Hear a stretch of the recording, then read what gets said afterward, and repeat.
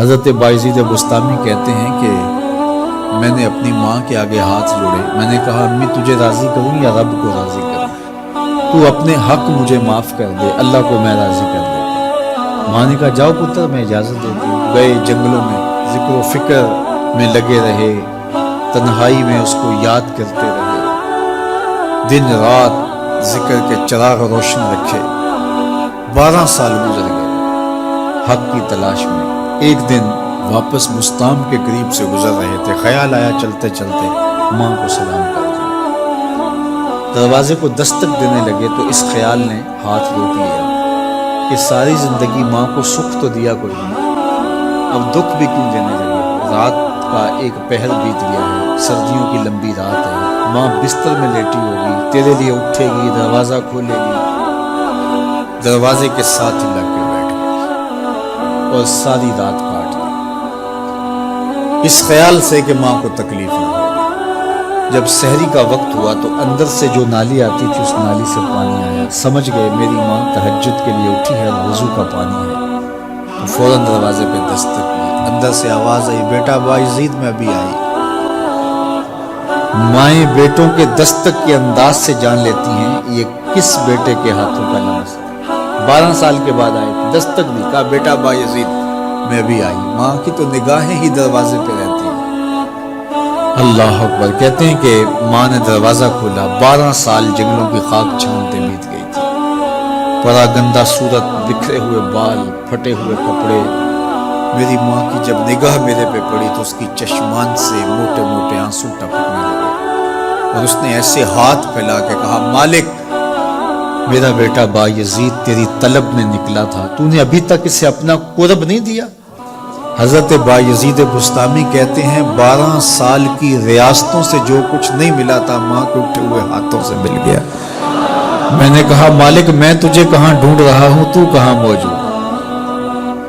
تو ماں باپ کی رضا اللہ کی رضا کا دروازہ کھولتی ہے۔ جن لوگوں کے ماں باپ ناراض ہیں اور وہ جا کے پیر صاحب کی خدمت کرتے ہیں اور میاں ماں کے قدم چومو، باپ کی ٹانگیں دباؤ، ان کی خدمت کرو، تمہارے پہلے مرشد وہ ہیں، ان کو راضی کرو، پھر کسی شیخ کامل کی صحبت میں آنا، دیکھو کیسے دل کی بند کھڑکیاں کھلتی ہیں۔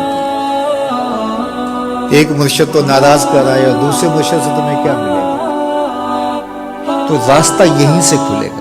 والدین کو کبھی ناراض نہ کرو، والدین کو کبھی دکھ نہ دو، والدین کو کبھی تکلیف نہ پہنچاؤ، اور والدین کو بھی چاہیے کہ اپنی اولاد کو اپنا نافرمان نہ بنائے۔ ایک بزرگ فرماتے ہیں کہ مجھے برابر 30 سال ہو گئے ہیں کہ میں اپنی اولاد کو کوئی حکم ہی نہیں دیا، کوئی حکم نہیں دیا۔ کوئی چیز مجھے چاہیے بھی ہوتی ہے تو میں بصیغہ امر نہیں کہتا، بلکہ ایسی بات کرتا ہوں، پانی چاہیے تو یہ نہیں کہتا بیٹا پانی لے کر آؤ، میں ویسے کہتا ہوں پیاس لگی ہوئی ہے، تو اگر وہ سمجھ جائے اور وہ خود لے آئے تو اچھی بات ہے، لیکن اگر وہ نہ لائے تو میں نے اس کو حکم ہی نہیں دیا، امر ہی نہیں کیا، تو اس امر کی مخالفت ہی لازم نہیں آئے گی۔ تو کہا 30 سال برابر گزر گئے ہیں، میں نے اپنی اولاد کو حکم نہیں دیا کہ کہیں وہ میری نافرمان نہ ہو، کیونکہ اگر وہ نافرمان ہو گئی پلے کچھ نہیں رہے گا۔